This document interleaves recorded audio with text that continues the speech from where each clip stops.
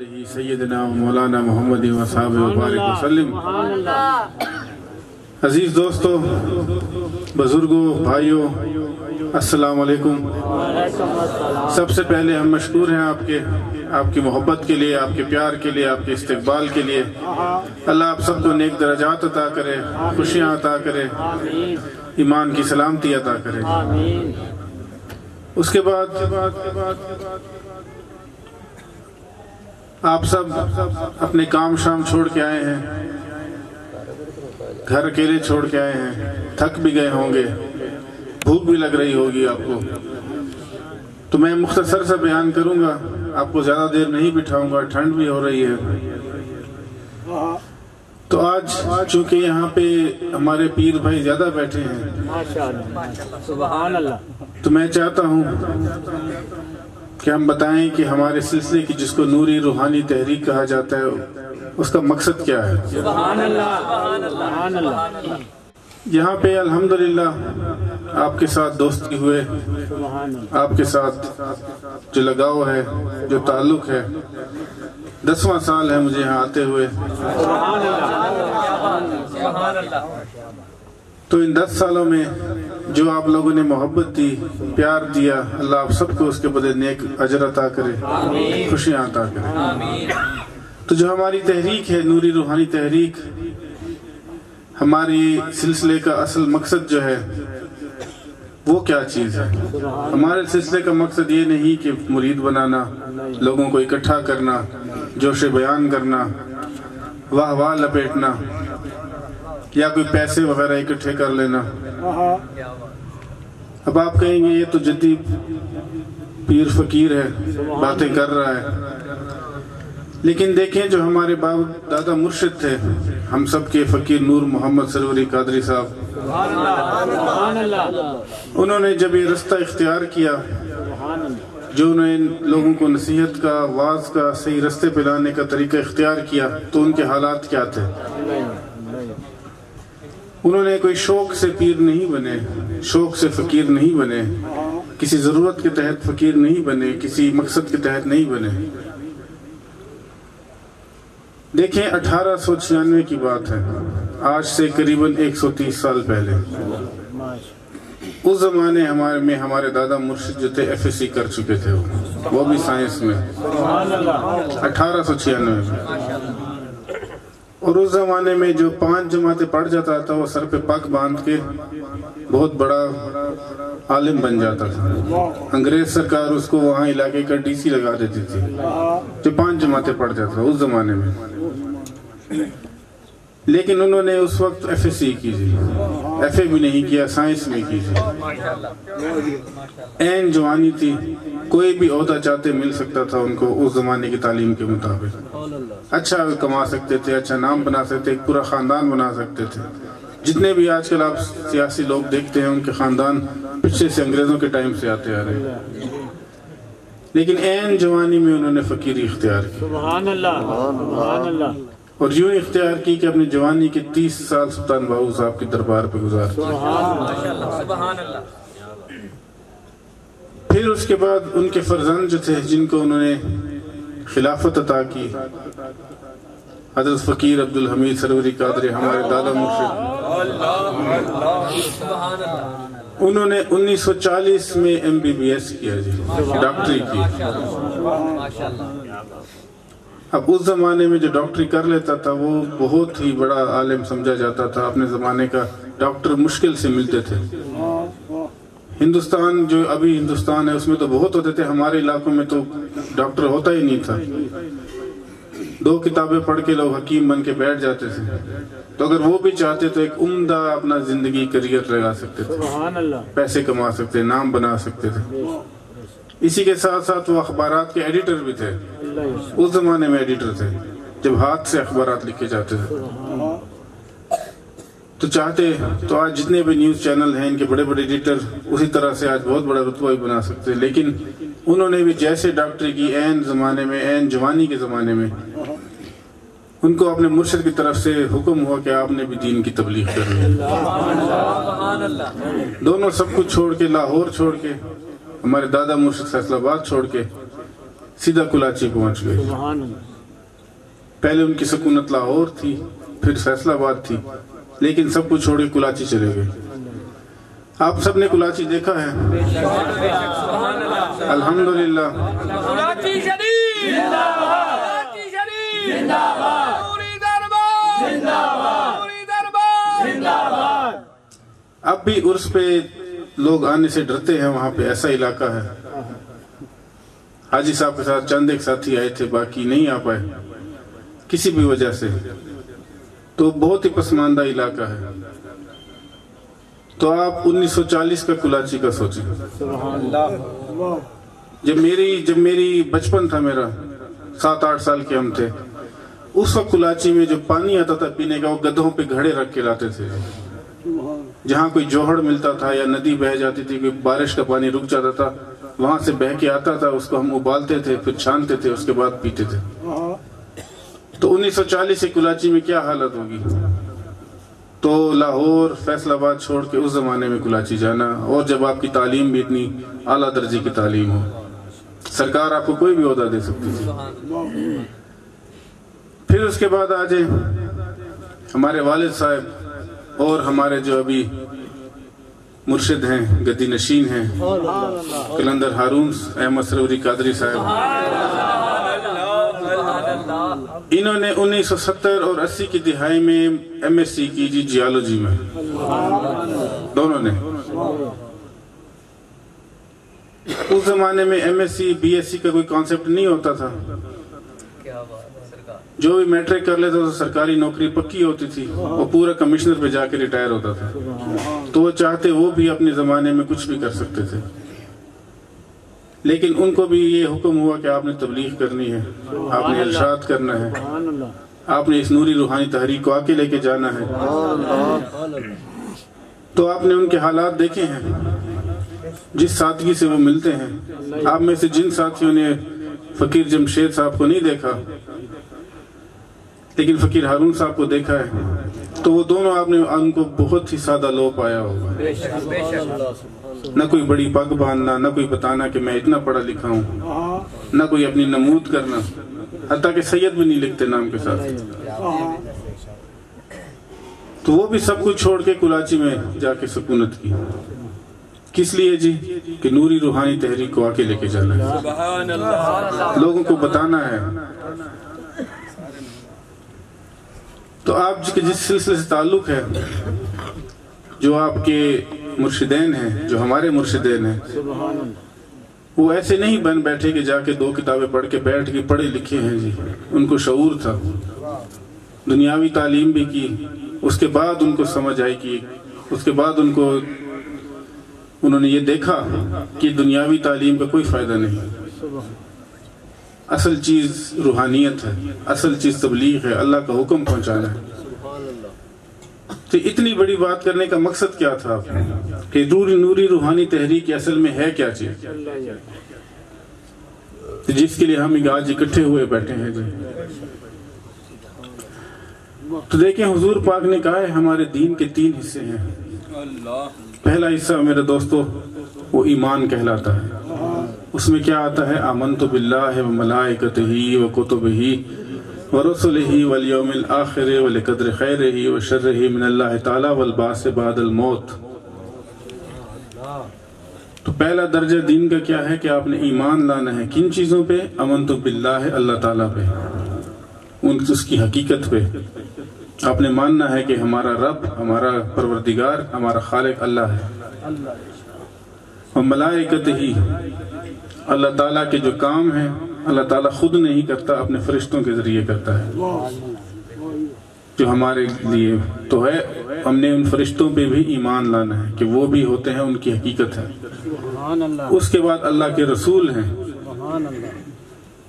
اللہ تعالیٰ نے اپنی جو مخلوق ہے اس کی ہدایت کے لیے اپنے رسول بھیجے ہیں، نبی بھیجے ہیں، پیغمبر بھیجے ہیں، اور ان کو جو پیغام دیا ہے اس کو کتاب کہتے ہیں.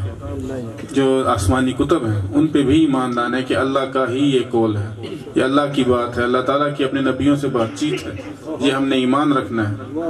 اللہ تعالیٰ نے کتابی شکل میں کسی کتاب کو نہیں اتارا، جو بات چیت انہوں نے جو احکام اپنے نبیوں کو دیے ان کو کتاب کہا جاتا ہے۔ اس کے بعد جو ہم نے ایمان لانا ہے وہ خیر اور شر کی تقدیر پہ لانا ہے۔ اچھی اور بھلی جو تقریر ہے، جو کچھ بھی ہوتا ہے اللہ کی طرف سے ہوتا ہے۔ جس شخص کا اس بات پہ ایمان نہیں اس کا بھی ایمان ختم ہو جاتا ہے، اس کے بغیر اس کو دین میں نہیں آ سکتا۔ اور آخر میں کہ جب یہ سب کچھ نظام ختم ہو جائے گا تو ہم نے رب کی طرف دوبارہ لوٹ کے جانا ہے۔ موت کے بعد دوبارہ ہمیں مبعوث کیا جائے گا، وبعث بعد الموت۔ تو پہلا جو درجہ ہے جو ہمارے دین کا حضور پاک نے فرمایا اس کو ایمان کہا جاتا ہے۔ تو جب بندہ ایمان لے آتا ہے ان باتوں پہ، حضور پاک نے ارشاد کر دیا، ہم نے مان لیا، ہمارا ایمان ہو گیا، اس کے بعد ہم نے دین کی عمارت کھڑی کرنی ہے۔ اس حصے کو کہا جاتا ہے اسلام۔ اب اس عمارت کے، اسلام کی عمارت کے کچھ رکن ہیں۔ رکن کا مطلب ہوتا ہے جو پلر، یہ ستون اردو میں کہا جاتا ہے، فارسی میں اس کو رکن کہا جاتا ہے۔ کہتے ہیں نا اسلام کے 5 ارکان ہیں، اس کا مطلب ہے کہ اسلام کی عمارت کے 5 ستون ہیں، اس میں سے کوئی ایک ستون، ایک رکن، کوئی ایک پلر بھی گر جائے گا تو عمارت دھڑام ہو کے گر جائے گی۔ کون سے ہیں جی؟ سب سے پہلے کلمہ طیبہ ہے جی، لا الہ الا اللہ محمد رسول اللہ۔ دوسرا ستون جو ہے نماز ہے، صلاح۔ تیسرا ستون جو ہے وہ صوم ہے جی، رمضان شریف کے روزے رکھنا۔ چوتھا ستون جو ہے وہ زکوٰۃ ہے، اور 5واں ستون حج۔ ان میں سے کوئی ایک آپ سے رہ جائے گا تو جو دین کی عمارت ہے وہ دھڑام کر کے گر جائے گی۔ اب جس طرح آپ گھر بناتے ہیں جی اپنا، پہلے اس کا خاکہ تیار کیا جاتا ہے، اس کو ایمان کہا جاتا ہے۔ پھر اس خاکے کے مطابق آپ کے مستری، انجینئر جو بھی گھر بناتے ہیں، عمارت کھڑی کرتے ہیں، اس کو اسلام کہا جاتا ہے۔ تو یہ دیکھ لیجئے جی، اگر آپ گھر بنا لیں اور اس میں رہیں نا تو اس کو آپ گھر نہیں کہتے، مکان کہتے ہیں۔ اور حتیٰ کہ اگر وہ خالی رہے تو اس میں جانے سے بھی خوف آتا ہے۔ بے شک بہت عالی شان عمارت ہو، لیکن اگر اس میں لوگ نہ بسیں تو اس سے خوف آتا ہے۔ سبحان اللہ۔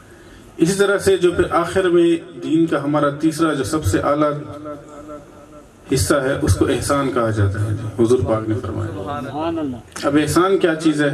اللہ تعالیٰ کے جس کے جو مفسرین، فقراء، تمام کے تمام جتنے بھی ہیں، سارے کے سارے اس کا یہ ترجمہ کرتے ہیں کہ دین کو اعلیٰ کردار تک پہنچانا، دین کو اعلیٰ مقام تک پہنچانا، سبحان اللہ۔ دین کو جتنا اس کا حق ہے اس کے عروج تک پہنچانا۔ سبحان اللہ۔ اور سب سے بڑا عروج ہمارے دین کا کیا ہے؟ وہ حضور پاک ہمیں بتا چکے ہیں کہ وہ لوگ جو جنت میں داخل کیے جائیں گے ان کے لیے سب سے بڑی خوشی کیا ہوگی؟ اللہ تعالیٰ کا دیدار ہوگا۔ تو احسان کا کیا مطلب ہوا؟ ہم نے اپنے دین کو عروج تک لے کے جانا ہے۔ عروج کو لے جانے کا کیا مطلب ہے جی؟ اللہ تعالیٰ کا دیدار کرنا۔ سبحان اللہ۔ یہ جو کہا جاتا ہے نا نماز مومن کی معراج ہے، معراج کا مطلب ہوتا ہے جا کے معراج حضور اللہ تعالیٰ کا دیدار کرنا، اس کو معراج کہا جاتا ہے، سبحان اللہ۔ عرش پہ جا کے۔ تو جو مومن ہوتا ہے، اب مومن کی تعریف کرنا وہ ایک علیحدہ لیکچر بن جائے گا۔ ہر ایک جو نماز پڑھتا ہے اس کی نماز معراج نہیں ہوتی، مومن کی نماز معراج ہوتی۔ سبحان اللہ۔ اور یہ صرف کہنے کی بات نہیں ہوتی، اس سے واقعی اللہ نظر بھی آتا ہے۔ تو اتنا سب کچھ، اس سب باتوں کو گھما پھرا کے اس کو ایک نقطے میں اگر جو فقراء نے بند کیا ہے، دین کا سب سے جو بلند ترین درجہ ہے اس کو معرفت کہا جاتا ہے۔ معرفت کا مطلب یہ ہوتا ہے اللہ تعالیٰ کی پہچان کرنا۔ اور حضور پاک نے فرمایا ہے کہ اللہ تعالیٰ نے جو جتنی بھی مخلوق بنائی ہے، انسان کو پیدا کیا ہے، اپنی عبادت کے لیے پیدا نہیں کیا۔ عبادت فرض ہے، کرنی ہے، وہ ہمارا خالق ہے۔ میری بات کو غلط نہ لیجئے گا، نماز روزہ اس کے بغیر آپ کا اسلام پورا نہیں ہوگا، میں آپ کو بتا چکا ہوں۔ لیکن اصل مقصد یہ نہیں ہے. اصل مقصد دین کا، ہمارا اسلام کا، آپ کو بنانے کا، تخلیق کرنے کا اللہ تعالیٰ کا یہ کہ پہچانا چاہو. سبحان اللہ. حضور پاک کہتے ہیں کہ اللہ تعالیٰ فرماتے ہیں میں ایک چھپا خزانہ تھا سبحان اللہ. تو مجھے خواہش ہوئی کہ میں پہچانا چاہوں. تو جب آپ اللہ تعالیٰ کو پہچانیں گے، اللہ تعالیٰ کی طرف رجوع کریں گے، تو اپنی زندگی کا صحیح حق ادا کریں گے. سبحان اللہ. اب اللہ تعالیٰ کے راز پہچاننا یہ بہت ہی مشکل کام ہے جی. آپ اپنے جسم کو ہی دیکھ لیجئے. ابھی آپ کو میری ایک شکل نظر آ رہی ہے، اگر میرے سامنے ایک ایکس رے کا پردہ آ جائے آپ کو کچھ اور نظر آئے گا. ایکس رے کا پردہ ہٹا کے الٹرا ساؤنڈ کا پردہ رکھیں آپ کو کچھ اور نظر آئے گا. اس کے علاوہ آپ یو وی لائٹ رکھیں آپ کو کچھ اور نظر آئے گا. ایک انسانی جسم میں اتنے پردے ہیں جی جو عام آنکھ سے نظر نہیں آتے. سبحان اللہ. آپ اپنے ہاتھ دیکھیں صاف نظر آ رہے ہیں.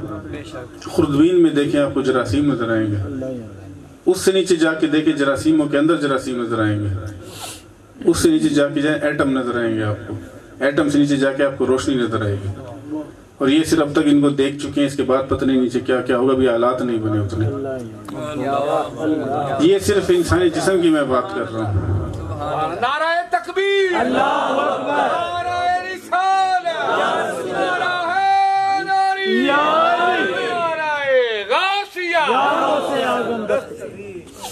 اچھا یہ انسانی جسم کی میں نے بات کی. تو میرے دوستو، آپ میں سے جو پنڈ میں رہتے ہیں جہاں بجلی نہیں ہوتی کلاچی کی طرح، تو اگر آپ آسمان کو دیکھیں تو ان گنت تارے آپ کو نظر آئیں گے، ستارے نظر آئیں گے. سبحان اللہ. ایک اندازے کے مطابق، کسی کی نے گنے نہیں آج تک، صرف اندازے کے مطابق جو ہمیں آسمان نظر آتا ہے، جو نہیں نظر آتا اس کی تو اور بات ہے. اس میں کہتے کہ 100 ارب سے زیادہ ستارے ہیں. اور 100 ارب ستاروں کے ساتھ پتہ نہیں کتنے سیارے ہوں گے، کتنی کہکشائیں ہوں گی، اس میں کتنی قسم کی مخلوقات ہوں گی. ابھی تک زمین پہ جتنی مخلوقات ہیں ان کا ہمیں نہیں پتہ کتنی مخلوقات ہیں، کتنے حشرات ہیں، کتنے جانور ہیں. انسانوں کا نہیں پتہ کتنے انسان ہیں. تو اتنے رازوں کا پتہ لگانا یہ صرف ظاہری دنیا ہے جی. اس کے بعد ایک باطنی دنیا عالم مثال ہے. اس عالم شہود کے اوپر ایک عالم مثال ہے. سبحان اللہ. اور ہم چلے ہیں اس مختصر سی زندگی میں اللہ تعالیٰ کو پہچاننے کے لیے. حکم تو یہی ہے، اب میں کوشش کرو پہچانو مجھے. اور یہ جتنا بھی نظام بنایا ہے اللہ تعالیٰ نے، جتنی میں نے آپ کو کائنات بتائی، یہ ایک کائنات ہے. اس طرح کی ہزاروں ان گنت کائناتیں اور ہیں جی. غوث پاک کا ایک واقعہ ہے. غوث پاک کی ایک نوری مخلوق سے ملاقات ہوئی جی. نہ وہ انسان تھا، نہ وہ جن تھا، نہ وہ فرشتہ تھا. اللہ تعالیٰ کی کوئی اور مخلوق تھی، لیکن تھی نیک برگزیدہ ہستی تھی. تو گفتگو کے دوران غوث پاک نے اس سے پوچھا کہ حضرت آپ یہ تو بتائیے کہ آپ کی عمر کتنی ہے؟ آپ آدم علیہ السلام سے پہلے پیدا ہوئے ہیں، آدم علیہ السلام کے بعد پیدا ہوئے ہیں؟ تو اس ہستی نے جواب دیا، بڑے مزے کا ہے جی. انہوں نے کہا کہ حضرت آپ کون سے آدم کی بات کر رہے ہیں؟ سبحان اللہ. میں اپنی زندگی میں 9000 آدم دیکھ چکا ہوں. تو وہ جو نوری مخلوق تھی، وہ جو اللہ کا نوری نیک جو بھی تھا، وہ 9000 دفعہ قیامت آ کے دیکھ بھی چکا تھا. وہ کہہ رہے تھے کہ مجھے یہ نہیں پتا کہ میں نے 9000 دیکھی، مجھ سے پہلے کتنے آدم گزرے مجھے نہیں پتا. تو یہ تو ایک کائنات کی میں ابھی بات بتا رہا ہوں، ایک کائنات کی ہمیں سمجھ نہیں آ رہی. اس کے بعد معراج کا واقعہ ہے جی. حضور پاک صلی اللہ علیہ وسلم جب غالباً چوتھے عرش پہ گئے تو انہوں نے ایک اونٹوں کا بہت ہی طویل قافلہ دیکھا. بڑے بڑے اونٹ جی، ہماری طرح نہیں اونٹ جو کہ 7-8 فٹ کے نہیں، بڑے بڑے اونٹ جی 40-40 فٹ کے، 30-30 فٹ کے اونٹ تھے. ہر ایک اونٹ پہ 2-2 صندوق رکھے ہوئے تھے جی. تو حضور پاک نے جبریل علیہ السلام سے دریافت کیا کہ اے جبریل ان صندوقوں میں کیا رکھا ہوا ہے؟ تو جبریل امی کہنے لگے حضور مجھے تو اس کا علم نہیں ہے، آپ جانتے ہیں یا اللہ تعالیٰ جانتا ہے. سبحان اللہ. اگر آپ کا حکم ہو تو ایک اونٹ کو سائڈ پہ کر لیتے ہیں، دیکھ لیتے ہیں کہ ان صندوقوں میں کیا چیز ہے. تو چنانچہ ایک اونٹ کو سائڈ پہ کیا گیا، صندوق کھولے گئے. تو صندوق طرح طرح بھرے ہوئے تھے، گیندوں سے بھرے ہوئے تھے، بالوں سے بھرے ہوئے تھے، گیندوں سے. حضور نے پھر دریافت کیا جبریل علیہ السلام سے کہ جبریل بتائیں یہ گیندے کیا چیزیں ہیں، ان کے اندر کیا چیز ہے؟ تو انہوں نے پھر وہی عرض کی کہ حضور مجھے نہیں، آپ کا حکم ہو تو ایک کو توڑ کے دیکھ لیتے ہیں۔ چنانچہ ایک گیند کو ضرب لگائی گئی، اس کے اندر دیکھا کہ تو خسخاس کے دانوں جتنے چھوٹے چھوٹے ذرات تھے اس سے بھری ہوئی تھی وہ گیند۔ اب خسخاس کا دانہ بہت ہی چھوٹا ہوتا ہے، باجرے سے بھی چھوٹا ہوتا ہے۔ تو پھر حضور پاک نے دریافت کیا کہ جبریل یہ بتاؤ یہ کیا چیز ہے؟ جبریل علیہ السلام بولنے لگے کہ حضور یہ آپ جانتے ہیں یا اللہ تعالیٰ جانتے ہیں۔ سبحان اللہ۔ تو جب تب حضور صلی اللہ علیہ وسلم نے کہا کہ یہ ایک ایک ذرہ جو ہے خسخاس اتنا چھوٹا سا ذرہ، یہ ایک ایک کائنات ہے۔ سبحان اللہ۔ اب آپ اندازہ لگا لیں اللہ تعالیٰ کی تخلیق کتنی بڑی ہے، اور یہ ساری تخلیق کس ہستی کے لیے کی گئی ہے؟ وما ارسلناک الا رحمۃ للعالمین۔ تو حضور پاک ان تمام کائناتیں عالموں کے لیے مبعوث کیے گئے ہیں جی، ان کے لیے بنائی گئی ہیں، ان کے لیے رحمت بنا کے بھیجے گئے ہیں۔ تو یہ حضور کی شان ہے، اللہ کی شان تو سبحان اللہ، الفاظ ختم ہو جاتے ہیں، کیا بولوں میں آگے۔ سبحان اللہ۔ تو جو بات تھی اتنی میں نے آپ کو تفصیلاً لمبا چوڑا کر کے بتایا، اس کا مقصد یہ ہے کہ اتنی شان کو پہچاننا، اتنے رازوں کو سمجھنا، اللہ تعالیٰ تک رسائی اس چھوٹی سی مختصر زندگی میں ہم کیسے کریں گے۔ ہماری جو سنت کے مطابق زندگی ہے وہ 61 سال ہے جی، ہم سب کے لیے۔ حضور پاک نے ظاہری طور پر جو پردہ فرمایا اس جہان سے وہ 61 سال میں فرمایا۔ حضرت عمر نے بھی 61 سال میں پردہ فرمایا، حضرت ابوبکر نے بھی 61 سال میں پردہ فرمایا، مولا علی نے بھی 61 سال میں پردہ فرمایا، حضرت عثمان نے 82 سال کی عمر میں کیا، ان سے اللہ تعالیٰ نے مزید کام لینا تھا۔ وہ جو 63 سال ہے جی وہ قمری مہینے ہیں جی، محرم، ربیع الاول، صفر وغیرہ، اس میں 63 سال بنتی ہے۔ اگر آپ یہ سوچ رہے ہیں کہ 61 سال جو شمسی مہینے ہیں جنوری فروری، ان میں 61 سال ہی بنتی ہے، تو 61 سال کی زندگی میں ہم اتنے راز کیسے جانیں گے؟ اللہ تعالیٰ کی رسائی کیسے حاصل کریں؟ اس میں کھانا پینا بھی ہے۔ اچھا آدھی زندگی تو سونے میں گزر جائے گی، 61 سے آدھے کتنے ہو گئے جی؟ 30.5 سال۔ اب 30.5 سال میں ہم نے کیسے جانے جی؟ اس میں آپ 10 سال بچپن کی نکال لیں، 20 سال رہ گئے۔ پھر بیچ میں باقی کام نکال لیں جی، ہم نے کاروبار پہ بھی جانا ہے، بچے بھی پالنے ہیں، کھانا پینا بھی ہے، کل ملا کے 5-6 سال بچتے ہیں جی۔ ٹھیک ہے جی، اس میں کیا کریں جی؟ اب مشکل ہو گئی ہے، بڑی مشکل ہے جی، اس کا حل کیا کریں جی؟ نعرہ تکبیر، سیدی مرشدی، یا نبی یا نبی، غلام ہے رسول کے غلام ہے، غلامی رسول میں موت بھی قبول ہے، عشق مصطفیٰ زندگی فضول ہے، رسالت یا رسول اللہ۔ تو یہیں پہ پھر آپ کی روحانیت آتی ہے جی، سبحان اللہ۔ یہاں پہ فقراء کا کام آتا ہے۔ سبحان اللہ۔ جو پہلے میں نے آپ کو بتایا جو دین کا حصہ تھا ایمان، اس کو فقہا کا حصہ کہا جاتا ہے، اس پہ فقیہ بات کرتے ہیں جی کہ اگر یہ ایمان اس طرح سے ہے، تھوڑا سا اس طرح سے ہے، اگر یہ نہیں کیا تو آپ ایمان سے فارغ ہو جائیں گے۔ اس کے بعد جو اسلام آتا ہے اس کو مفتیوں کا حصہ کہا جاتا ہے جی، مفتی اس پہ باتیں کرتے ہیں۔ اگر آپ نے شلوار ٹخنوں سے اوپر نہیں ہوئی تو آپ کی نماز نہیں ہوگی، اگر آپ نے بال برابر بھی جسم کا حصہ سوکھا رہ گیا تو غسل نہیں ہوگا، تو جو بھی ہوگا سارا جتنے بھی شریعت کی بات ہوگی وہ مفتی کرتے ہیں جو۔ یہ دونوں جو ہیں یہ ظاہری طور پہ ہیں جی، ان کو ظاہری علماء کہا جاتا ہے۔ جو آخری حصہ ہے احسان کا، یہ فقیروں کی زبین ہے جی۔ یہ اگر آپ نے علم سیکھنا ہے، یہی راز اگر آپ نے سیکھنا ہے تو پھر آپ کو درگاہوں پہ جانا پڑے گا، وہ پھر آپ کو درویشوں کے پاس جانا پڑے گا۔ یہ علم فقیر سکھاتے ہیں جی۔ جس طرح ظاہری علوم کے لیے ظاہری استاد ہیں، باطنی علوم کے لیے باطنی استاد ہیں۔ اب پھر آپ کہیں گے وہی 4-5 سال کی مختصر سے حصے میں اتنے زیادہ علوم کیسے سکھائیں گے وہ؟ تو اس کا ایک بہت ہی آسان طریقہ ہے جی، مولا علی بتا گئے ہیں جی۔ مولا علی کہتے ہیں مجھے تمام جہانوں کا، کائناتوں کا اور جتنی بھی تخلیقات اللہ تعالیٰ نے کی ہیں، حضور نے ایک لمحے مجھے سارے کا سارا علم عطا کر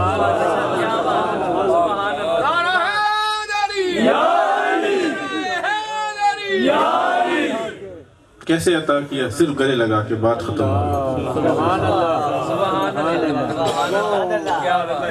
آپ کے پاس کسی کے پاس مہنگے موبائل ہیں، سیمسنگ گیلیکسی والے ہیں، اس میں آج کل ایک فیچر آئے ہوئے موبائل سے موبائل ٹچ کریں تو فوراً تصویر ٹرانسفر ہو جاتی ہے، دیکھیں آپ نے کبھی کوشش کی ہے؟ زیادہ مہنگے ہیں، مہنگے، چلیں اللہ آپ کو دے سب کو۔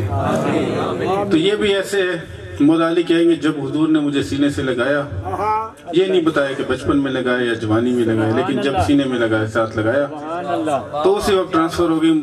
پڑھنے لکھنے کے 5 سال نہیں، 1 لمحہ ہی کافی۔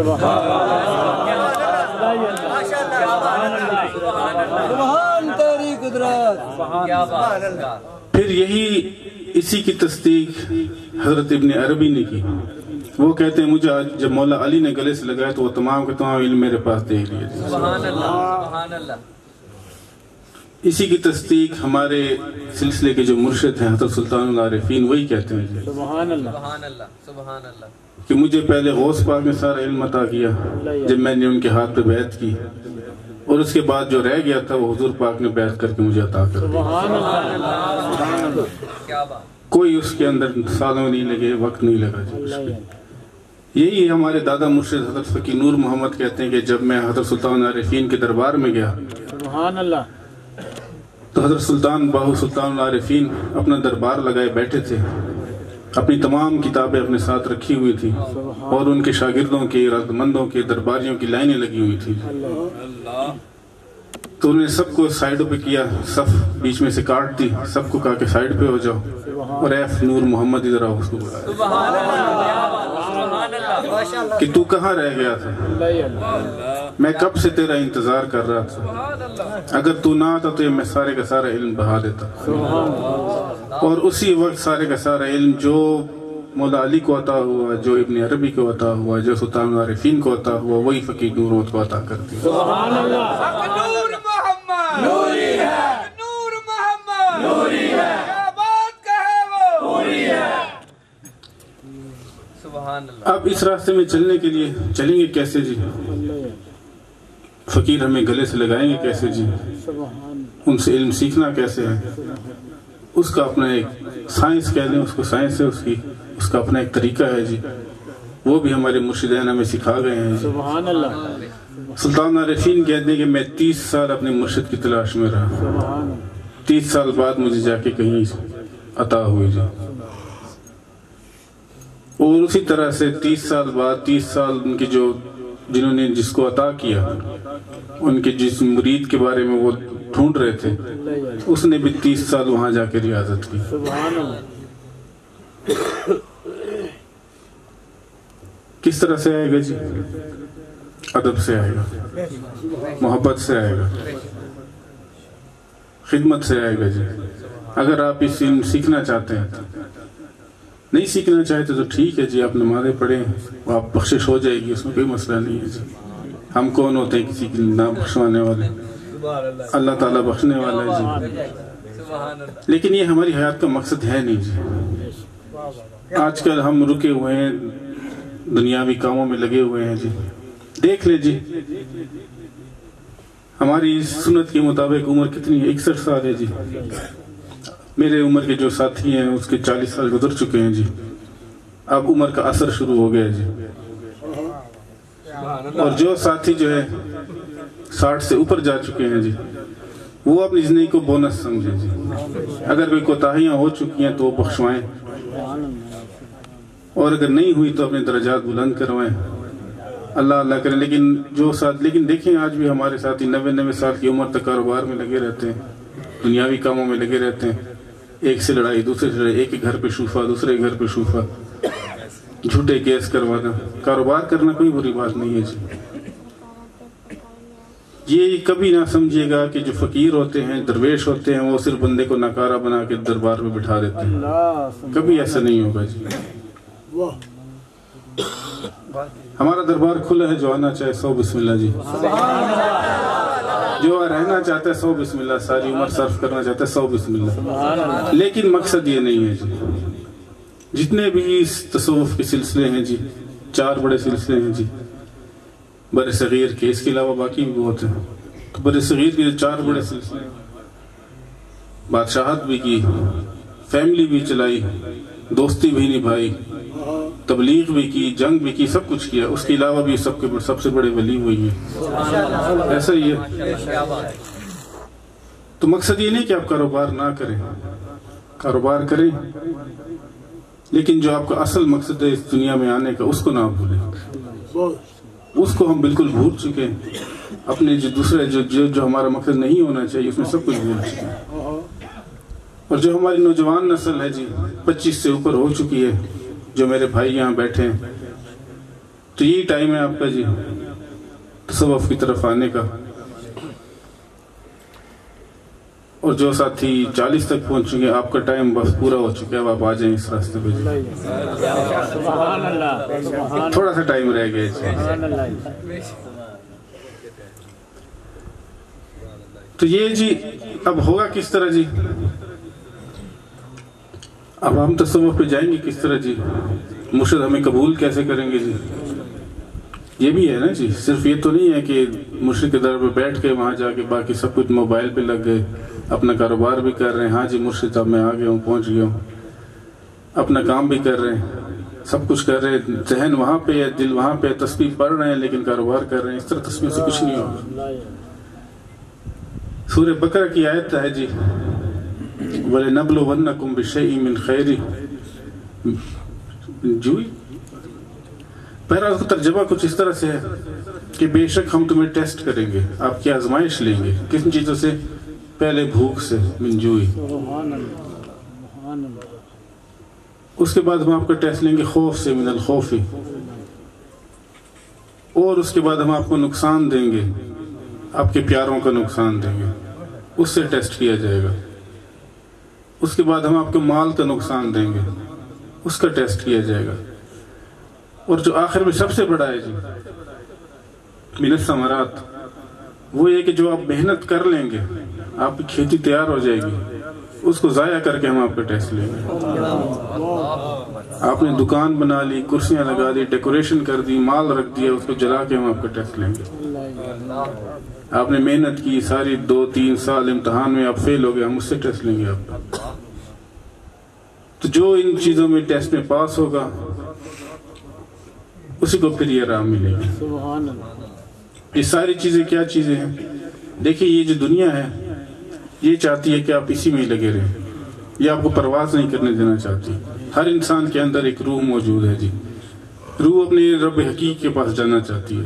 جو انسانی جسم ہے، جسد خاکی ہے، وہ یہیں رہنا چاہتا ہے۔ جتنی بھی اٹیچمنٹ ہے وہ یہیں پہ رہے گی۔ یاد رکھیے کہ جو جتنی باتیں میں نے یاد کی، آپ کا مال، آپ کے پیارے، آپ کی دکان، آپ کا کاروبار، آپ کی شہرت، آپ کی جو بھی آپ کہہ لیں، عزت وغیرہ، سب یہیں رہ جائے گی موت کے بعد۔ جو آپ کے پیارے ہیں، آپ کے رشتہ دار ہیں، بچے ہیں، بیوی، والدین، وہ بھی دفن کر کے آ جائیں گے، 2 دن روئیں گے اور بس اس کے بعد ختم ہو جائیں گے۔ پھر زیارت کرنے بھی کبھی کبھی آئیں گے۔ تو ہمارا اصل مقصد کیا ہونا چاہیے؟ اصل مقصد یہ ہونا چاہیے کہ یہ سب چیزیں ہیں، یہ کرنی ہے، لازم ملزوم ہے، لیکن ان کی محبت اتنی بھی زیادہ نہ ہو جائے کہ ہمیں اصلی مقصد سے ہمیں دوسری طرف لے جائے۔ یاد رکھیے آپ کو جو آخرت میں ہے، آپ کو صرف 2 ہستیاں پہچانیں گی، سبحان اللہ، ایک آپ کا مرشد اور ایک حضور پاک۔ سبحان اللہ، اس کے علاوہ کوئی ہستی نہیں پہچانے گی۔ والدہ کا درجہ اپنی جگہ، والد کا درجہ اپنی جگہ، لیکن آپ کو جو قیامت کے دن جو پہچانے گا، وہ آپ کا مرشد ہی پہچانے گا، سبحان اللہ، سبحان اللہ، اور حضور پاک ہی پہچانے گا۔ سبحان اللہ۔ تو جب تک آپ کو ان سے اتنی محبت نہیں ہوگی، تب تک آپ اس رستے پہ نہیں چل سکتے، تب تک آپ کا یہ راز فاش نہیں ہو سکتے۔ سلطان العارفین کہتے ہیں کہ مرشد کامل تو ٹھیک ہے، ڈھونڈنا چاہیے، لیکن اس کے لیے مرید کامل بھی ہونا چاہیے، طالب بھی کامل ہونا چاہیے۔ اچھا پھر یہ جو روحانی ہے رستہ ہے جی، جتنی میں نے آپ کو بتایا ظاہری میں نے آپ کو بتایا جی، اس عالم شہود کے اوپر ایک عالم مثال بھی ہے جی۔ یہ اس دنیا کے جتنے بھی فیصلے ہوتے ہیں جی، کہاں پہ حکومت آنی ہے، کس کی حکومت آنی ہے، کہاں پہ عذاب آنا ہے، کہاں پہ آفت آنی ہے، حتیٰ کہ ہمارے دادا مرشد کہتے ہیں کہ جب خواتین نمک ڈال رہی ہوتی ہیں کھانے میں، آٹے میں، حتیٰ کہ اس کا فیصلہ بھی یہ پیر و فقیر کرتے ہیں۔ سبحان اللہ، سبحان اللہ، ان کی اجازت کے بغیر وہ آٹے میں نمک نہیں ڈال سکتے۔ یہ کون سے فقیر ہوتے ہیں؟ ان کو رجال الغیب کہا جاتا ہے۔ ان کا آپ مرتبہ آپ سوچ نہیں سکتے جی۔ تو عالم مثال ہے جی، جس طرح سے یہاں پہ حکومت ہوتی ہے اسی طرح سے وہ باطنی حکومت چلتی ہے جی ان کی۔ سبحان اللہ۔ اللہ تعالیٰ نے اپنے جتنے بھی اس زمین پہ کام کرنے ہوتے ہیں جی، وہ ان رجال الغیب کے ذریعے، اپنے فقراء کے ذریعے، ولی اللہ کے ذریعے کرتے ہیں۔ سبحان اللہ، سبحان اللہ۔ ان میں جو آپ نے نام سنا ہے جی، غوث اعظم ہم کہتے ہیں جی، سبحان اللہ، ہمارے پیر فقیر مرشد غوث اعظم۔ تو ہر دور میں، ہر وقت میں ایک غوث رہتا ہے جی۔ سبحان اللہ، حضور پاک سے پہلے بھی تھے، حضور پاک کے بعد بھی، جب تک یہ کائنات رہے گی، جب تک نظام چلتا رہے گا۔ سبحان اللہ، غوث کے ساتھ ہوتے ہیں کتب ہوتے ہیں جی، کتب کے ساتھ اوتاد ہوتے ہیں، اوتاد کے بعد نجبہ، اس کے بعد ابدال، اور جو سب سے ان میں ادنا درجے کا جو ہوتا ہے جی، سبحان اللہ، اس کے حصے میں بھی 40 میل کی بادشاہت ہوتی ہے، اور اس 40 میل کی بادشاہت میں اس نے ہر ایک انسان کا نظام دیکھنا ہوتا ہے۔ سبحان اللہ۔ اچھا ان کی طاقت کے بارے میں فقراء کہتے ہیں کہ ان کی طاقت سے شہر بسائے جاتے ہیں جی، اگر ان کو ناراض کیے تو شہر اجاڑ دیے جاتے ہیں جی۔ اللہ تعالیٰ جب بارش برساتے ہیں تو انہی کی وجہ سے برساتے ہیں، کسی کی مدد کرنی ہو تو اسی کی وجہ سے کرتے ہیں جی۔ سبحان اللہ، زمین میں امن ہوتا ہے تو انہی کی وجہ سے ہوتا ہے۔ سبحان اللہ، مولا علی ہمیں کہا کرتے تھے کہ اہل شام کو برا نہ کہو، آپ نے سنی ہوگی ان کی یہ بات، کہتے ہیں اہل شام کو برا نہ کہو کیونکہ وہاں پہ رجال الغیب بھی رہتے ہیں۔ تو یہ جو ہے اس پہ پھر کبھی لمبی بات کریں گے، یہ مخفی فقراء ہے جی، جو ظاہر نہیں ہے جی۔ سبحان اللہ، فقراء میں بھی دو قسم کے ہیں، ایک ظاہری ہے اور ایک باطنی، جو چھپے ہوئے ہیں جی۔ باطنی تو دونوں ہیں، کچھ ہیں خود کو ظاہر کر دیتے ہیں، کچھ ہیں جو خود کو مخفی رکھتے ہیں۔ یہ جو مخفی رکھتے ہیں، چھپا رکھتے ہیں خود کو، ان کے لیے ساری کائنات کا نظام چلانا ان کے ذمہ ہوتا ہے جی۔ اور جو ظاہر ہوتے ہیں، جو خود کو ظاہر کرتے ہیں، ان کے ذمہ اللہ تعالیٰ نے تبلیغ کا کام رکھا کہ میرے بندوں کو واپس میری طرف لے کے آؤ۔ سبحان اللہ، آج جو ان مسلمان اتنے ذلیل خوار ہو رہے ہیں، اس کا سب سے بنیادی وجہ جو ہے، سب سے بڑا وہ یہی ہے، سب سے بڑی، کہ ہم ایمان والا بھی ہے، سبحان اللہ، اس کے بعد اسلام بھی ہے، روحانیت کو ہم بھول چکے ہیں۔ جو احسان والا پورشن ہے اسلام کا، اس کو ہم بھول چکے ہیں۔ جتنے بھی آپ کے مسلمان فاتحین ہوئے ہیں جی، ان سب کے ساتھ ایک ایک بزرگ ہوا کرتے تھے، ان کی بیعت کرتے تھے وہ۔ اورنگزیب عالمگیر جو تھے، سلطان بہو صاحب سے دعا کروا کے گئے تھے۔ آپ سب نے اکتوبرل کا ڈرامہ دیکھا ہوگا جی، شوق سے دیکھا ہوگا، مزہ بھی آتا ہوگا، نہیں دیکھا؟ اچھا، باقی جس نے دیکھا ہے جی، اس میں ان کے مرشد کا نام پتہ ہے کون ہے؟ ابن عربی۔ تو جس ایپیسوڈ میں ابن عربی آئے، وہابیوں نے بند کر دیا، اس کو دیکھنا بند کر دیا ڈرامے کو۔ تو جب تک مسلمانوں کے ساتھ، اچھا سلطان محمود غزنوی جو آئے، ان کے ساتھ داتا صاحب آئے جی۔ پرتھوی راج نے جب غوری کو شکست دی، وہ کس وجہ سے دی؟ کیونکہ وہ شیخ الہند سے دعا کروا کے گئے تھے۔ تو بات یہ ہے کہ جب تک مسلمانوں میں روحانیت رہی، ترقی پہ رہے، عروج پہ رہے۔ ابھی آپ دیکھ لیں ہر جگہ ذلیل و خوار ہو رہے ہیں، جنگیں چل رہی ہیں، بھوک ہے، افلاس ہے۔ کیوں ہے کہ اللہ تعالیٰ خود فرما گئے، حضور پاک کی حدیث ہے جی، کہ اولیاء اللہ کے ساتھ جو بغض رکھتا ہے، میں اس کے خلاف میں اس کا دشمنی کرتا ہوں، اس کا کھلا اعلان جنگ ہے جی۔ تو آج کل ہم یہی گستاخیاں کر رہے ہیں جی۔ تو جو ان کی طاقت ہے اس کے ہمیں اندازہ نہیں ہے جی. تو بات کہیں سے کہیں چلی گئی. جو اصل بات یہی تھی کہ ہمارا جو زندگی کا مقصد تھا وہ تھا معرفت کی طرف جانا. وہ ہمیں کہاں سے آئے گی؟ وہ ہمیں جب اسلام کا تیسرا پورشن جو ہے, تیسرا حصہ جو ہے, جو دین کا احسان پہ ہم چڑھیں کی طرف, اس کے راستے پہ چلنا شروع کریں گے. وہ کہاں سے ملے گا؟ ہمیں فقراء کی تعلیمات سے ملے گا. فقراء کی تعلیمات ہمیں کیسے ملیں گی؟ کہ جب ہم جائیں گے ان سے کچھ سیکھیں گے جی, ان کے پاس جائیں گے جی. اس کے لیے کچھ لوازمات ہیں. لوازمات یہ ہیں کہ آپ میں شوق ہونا چاہیے اللہ تعالیٰ کی طرف رجوع کرنے کا, واپس جانے کی طرف کرنے کا جی. اچھا, اس میں یہ نہیں ہے کہ فقراء میں صرف مرد ہیں جی, اس میں خواتین بھی آگے ہیں جی. جو سب سے پہلی سلطان الفقراء ہیں, جو سب سے بڑی سلطان الفقراء ہیں, وہ بی بی فاطمہ رضی اللہ تعالیٰ عنہ ہیں جی. جتنے بھی ولی ہیں ان سے فیض پاتے ہیں جی. اسی طرح سے کئی نام ہیں جی قرآن شریف میں پہلے پڑھیں. آپ حج پہ جاتے ہیں, بی بی ہاجرہ کی سنت کو پورے کیے بغیر آپ کا حج پورا نہیں ہوتا جی. اور حج کیا چیز ہے؟ اسلام کا رکن ہے جی. تو جب حج پورا نہ ہوا, رکن پورا نہ ہو, تو اسلام گر گیا, ختم ہو گیا, دین ختم ہو گیا.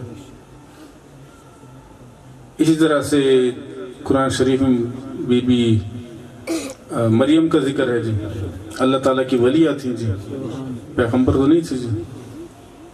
ان کے پاس ایک پیغمبر نے رجوع کیا جی, ان کے اپنے جو استاد تھے حضرت زکریا علیہ السلام نے. اسی طرح سے جتنے بھی ولی ہیں ہر زمانے میں پائے جائیں گے جی. حضور پاک نے جب کہا کہ میرے امت کے جو لفظ کیا ترجمہ کرتے ہیں جی, وہ علماء جو ہیں, نہیں ٹھیک لکھتے ہیں, جو علماء ہیں بنی اسرائیل کے پیغمبروں سے زیادہ درجہ ہوگا ان کا. لیکن جب حضور پاک نے جب بات کی اس وقت یہ علوم نہیں تھے جی. اس وقت فقہ اور کیا کیا ہیں جی بیچ میں, تشریح, شارع, اجماع اور وہ جو جتنے بھی ہیں, یہ علوم تو نہیں تھے نا جی. ایک ہی علم تھا, روحانی علم تھا. وہ ترجمہ بالکل ٹھیک کرتے ہیں جی صاحب. اس طرح سے قرآن کی ان فقراء کے بارے میں قرآن میں آیت آتی ہے, اطیعوا اللہ و اطیعوا الرسول و اولو الامر منکم. اس کا ترجمہ یہ ہے کہ اللہ کی اطاعت کرو, اس کے رسول کی اطاعت کرو, اور ان کو جن کے آپ میں سے عہدہ دیا گیا ہے ان کی اطاعت کرو. اب اس کا مطلب یہ تو نہیں ہے کہ ظاہری عہدے والے, ظاہری بادشاہ, اس کا مطلب یہ تو نہیں ہے کہ جو اب ہمارے ظاہری نواز شریف, زرداری, عمران خان, ان کی ہم اطاعت کریں. کیا یہ ہو سکتا ہے اس کا مطلب؟ یا سب سے بڑا جو عہدیدار ہے جس وقت دنیا میں وہ تو جو بائیڈن ہے, کیا اس کی اطاعت کریں ہم؟ یا پیوٹن کی اطاعت کریں؟ کس کی کریں؟ عہدہ تو ہے ان کے پاس, بادشاہ تو ہے. تو ابھی میں نے آپ کو بتایا اس کا مقصد, اس کا مطلب جو ہے, ہمارے دادا پیر فرماتے ہیں کہ اصل جس کے پاس طاقت ہے اس دنیا میں, وہ میں آپ کو بتا چکا ہوں جتنا میں نے پوری کہانی آپ کو سنائی نا, وہ اس عالم شہود کو عالم مثال سے کنٹرول کر رہے ہیں. جو یہاں کے فیصلے کرتے ہیں کہ کس ملک کو آباد کر رہے ہیں, کس ملک کو تباہ کر رہے ہیں, کس ملک میں کس کی بادشاہی لانی ہے, یہ ساری بادشاہی ان کے پاس ہے. تو اصل عہدیدار وہ ہیں جی, روحانی رجال الغیب. تو اس آیت کا مطلب یہ ہے کہ آپ ان کی اطاعت کرو, فقراء کی اطاعت کرو.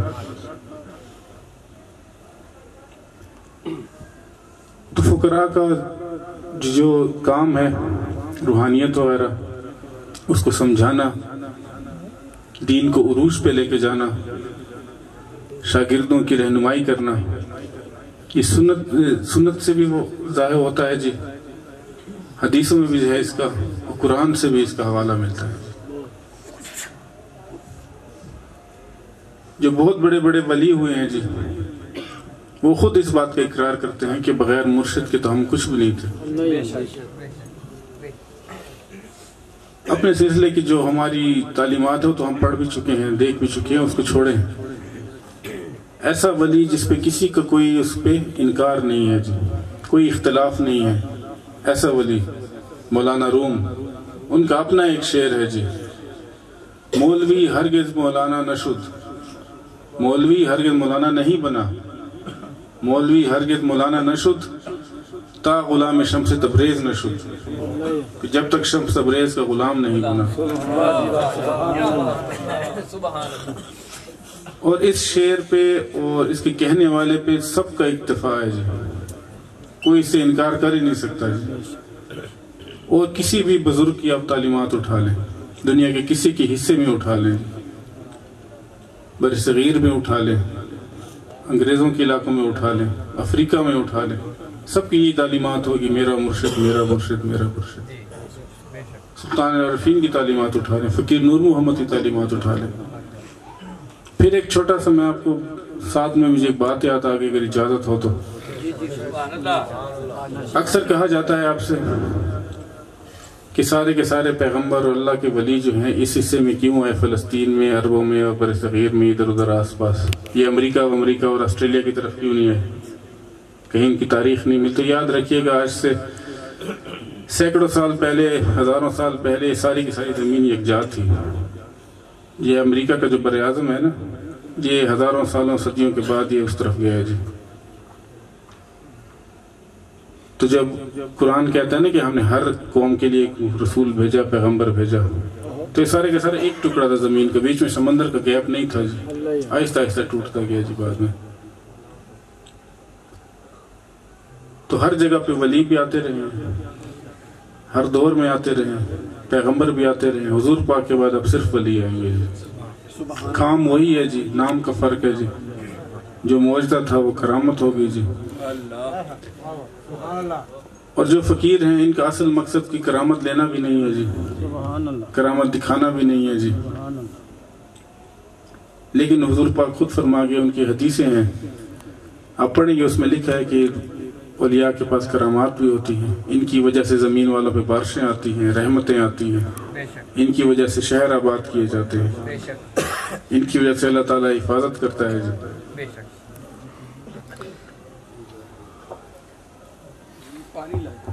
ہماری دعا ہے اللہ تعالیٰ ہم سب کو اولیاء کرام کی اور ان کی آل اولاد کی، اہل بیت کی، سب کی تعظیم کرنے کی، ادب کرنے کی توفیق عطا فرمائے۔ ہمیں اللہ تعالیٰ معرفت کے رستے پہ چلنے کی توفیق عطا فرمائے، اور ہمارے بزرگان کے فیض میں سے ہمیں فیض عطا فرمائے۔ وما علینا الا البلاغ۔